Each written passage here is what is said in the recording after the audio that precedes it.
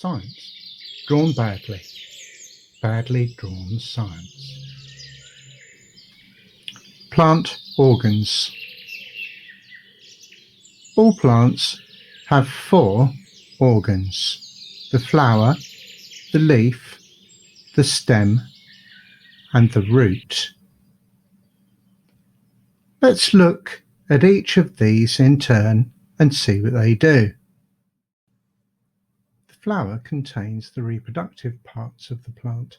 The stamens and anther contain the male parts. The pistil, stigma, and ovaries contain the female parts. The petals are there in order to attract insects. Leaves. Leaves convert sunlight and they turn it into food. They take water from the soil via the roots,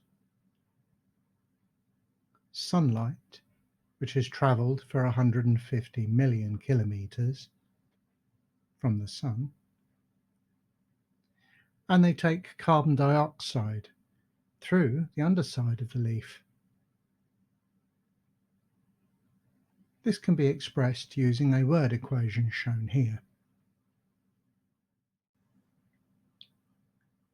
The stem.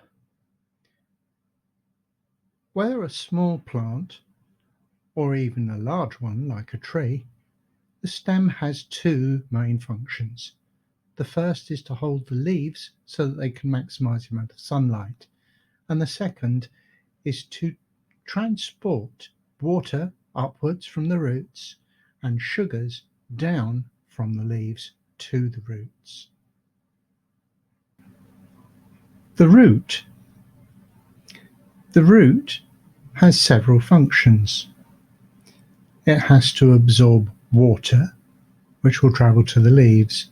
It will also absorb minerals so that the plant can make things like proteins and fruit. Lastly, it will anchor the plant in place so that when wind and storms arrive, the plant will survive. Many plants need pollinators in order to help them make the next generation.